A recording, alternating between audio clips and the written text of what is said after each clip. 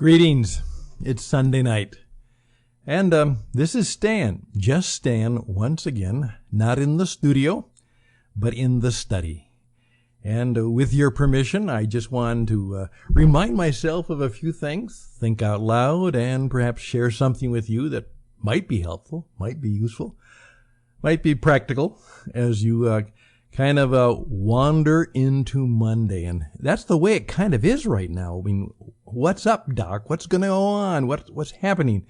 And the ability to have high intentions for what we're going to do in the week gets harder and harder to do.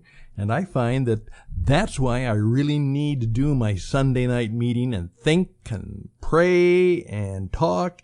And then toward the end of it, really get very intentional both in my prayers and my planning. And this is kind of the way I might get there. Hey, I would like to talk to you about falling in love with your voice. Falling in love with your voice. Yeah, I've given that the title for my little random ramblings tonight, but it'll take me just a few minutes before I get there, so hang on, please. Reading books. If you're in my life, and if you're in any life and business where you have to have good ideas, you just have to read a lot. And you usually don't read business books. Yeah, you don't usually read business books. Because please keep in mind, most business books are ideas that have already been thought about, cases that have already been played out, and programs that have already been tried. And somebody is reflecting on their past experience and saying, hey, this worked for me. It'll work for you in the future. And now we know for sure that just because past performance was there, and past performance, of course, does not guarantee future productivity, because even if you do all the right stuff, who knows what nature and pandemics and everything else will do to you.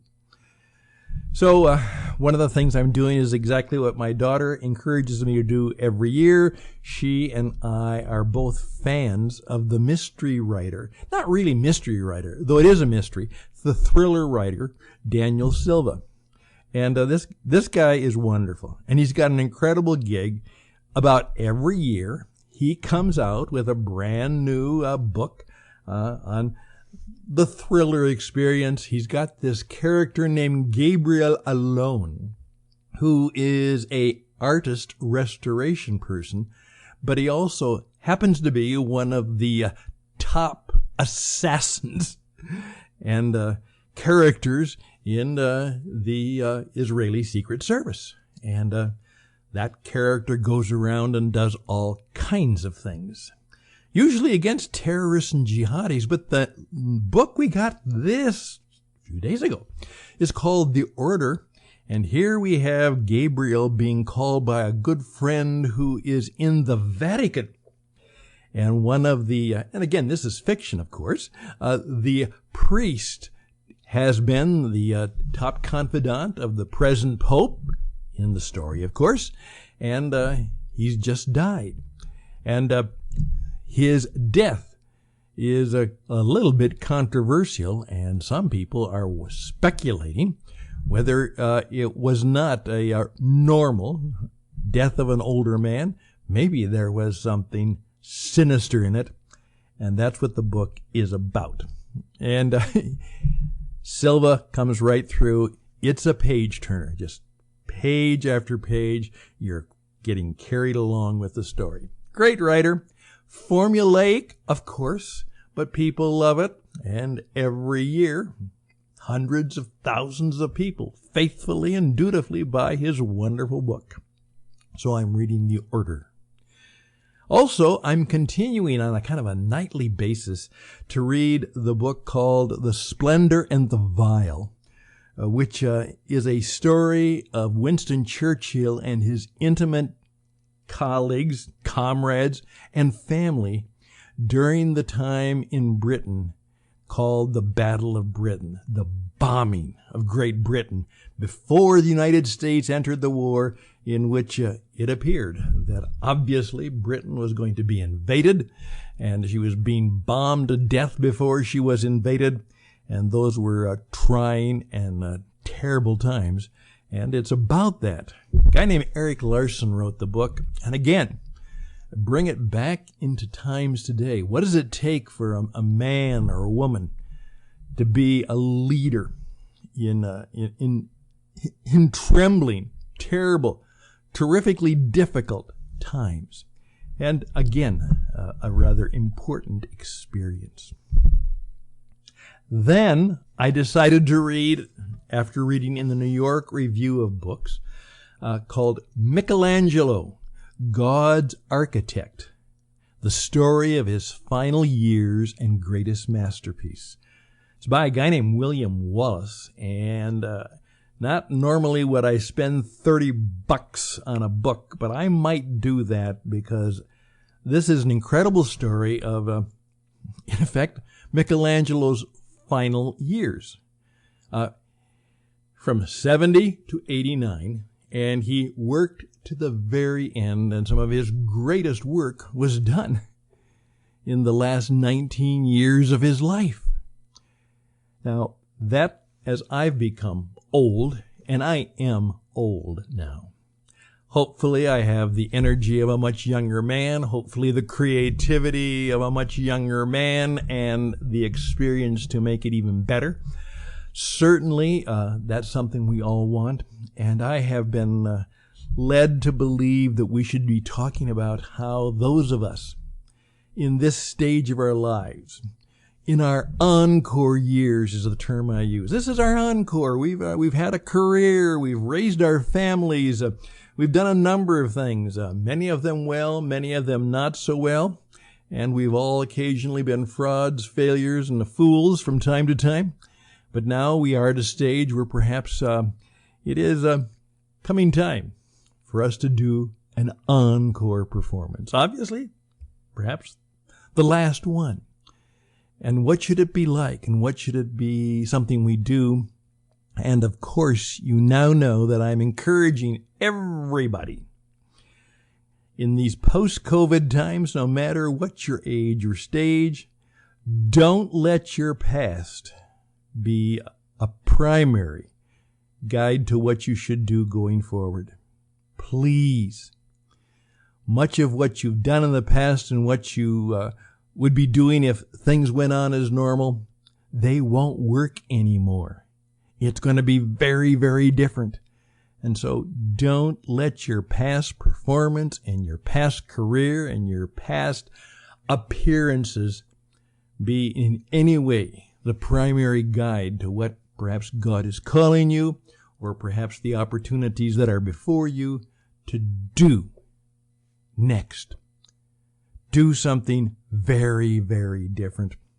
I am the owner of a domain name called The ENCORE Experience, The ENCORE Experience, and it's going to be about helping people in their encore years, both in terms of how they worship God, how they do their work, because they all have work to do. You have work to do until you can't do it anymore. How you maintain your wellness, how you deal with the issues of diminishing wealth and health, all of the things that go into, as someone once said many times and repeated many times, growing old is not for sissies. But it could be a time for encore. Hey, if you'd like to explore that with me, I'm looking for friends who might want to join me on the encore exploration. See if we can make a life or a business or an organization or something worthwhile out of that. I would be grateful. Again, are you ready to do encore? Hey, reach out to me at stanhouston@gmail.com, stanhouston@gmail.com. I'm going to get a cup of tea, so I'm going to stop the broadcast and play a little music, and I'll be right back. He careth for you.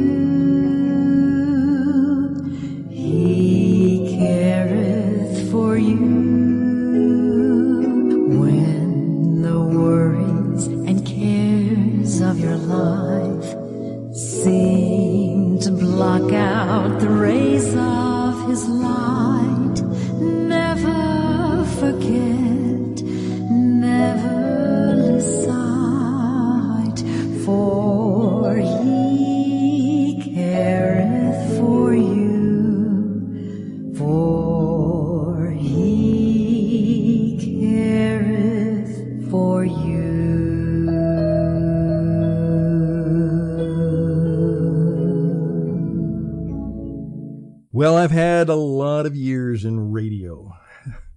I've done thousands of radio programs. I've done thousands of commercials all over the world, not necessarily because I was in all over the world when I did them, but they certainly went all over the world, and even more so now with the podcasting phenomenon. And in some respects, we kind of invented the idea long before it became even well known, and certainly even a few years before it became popular. But now it has truly changed the deal. Traditional radio is having a difficult time. In fact, right now there are over 400 radio stations who've just gone silent. They don't have enough ad revenue. They haven't shut down and declared bankruptcy yet. They've just gone silent. And the traditional tower and transmitter radio that you usually listen to in your car, that is programmed by them, is being quickly replaced by just exactly what this is.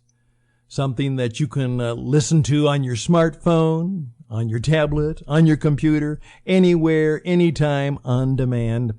It's taking over. And we declared that our little company called What It Takes Radio is seeking partnerships. And we're going to try and see if we can go into the world and particularly help people of the second half of life to tell their stories and share their wisdom, insight, and truth, that they can help bring a little more happiness into the world. And we're going to help get them on the radio, which came to this, finally at 11 minutes. I'm re-equipping, and my package from Amazon for some reason came at 9 o'clock this morning, Sunday morning. Why? And it's a new microphone package because we are doing a number of podcasts now, particularly one that's going to be great, called the Cowboy Up Podcast. And we have 3 or 4 other ones that we're helping, like the Praying Planet and their podcast. But the microphone box, I opened it, and there was this wonderful saying, fall in love with your voice. Fall in love with your voice. And I smiled. You know, we oftentimes joke about people who are in love with the sound of their own voice. But that's what the microphone is about. Here's the deal. The voice is not just your voice. Your voice, as writers and musicians and creative people will tell you, in fact, it's true of all people. It's to find the place and the space and the thing you should be doing. To be speaking and teaching and helping and mentoring out of the very depth of your being, not just out of some career position that you have, your voice. And that's why I want you. This is a terrifically good time because these are difficult times. These are terrible times right now in many ways. I want you to think about how part of what your life and business needs to have is your voice, your programming, your speaking. I told one gentleman that his little folder was very, very nice, except nobody would read it, and it was boring. And he had to start telling stories and sharing wisdom and insight and strength. He had to make people smile. He had to demonstrate that he was fully alive, that his business was different by the very personality and performance and presence of himself. And he can only do that using the radio and television media. And you know what? The same thing is true for you. So I'm just going to encourage you on this Sunday night. We've sent out the notice. We are looking for partners and affiliates who want to get involved in doing something very different. They're going to be on the radio. They're going to be on the air. They're going to be worldwide, telling, sharing, speaking. And by doing that, as one guy said, it could be that I could be the best form of marketing for my company and my business, and I would love to do that. That's not work. It's something I would love to do. And I said, and if you do it well, people will come to you, and they will listen to you, and they may even believe you, and then they may even buy from you. And he said with a smile, all of that would be very nice. Well, you know what? We can help you. StanHouston@gmail.com, StanHouston@gmail.com. We can help you. I promise that in some way, in these difficult COVID times, my team and I, both in radio and television, and in terms of entrepreneurial do whatever, we can help you. And we'd be glad and welcome the opportunity. It is Sunday night. We're a little bit tired. We will be well rested. And hopefully tomorrow, by God's grace and mercy, as we quote, hey, get a little evening grace on Sunday night. We'll be ready for Monday morning glory. Best and blessings to you. This is Just Stan in the study, wishing you all the best.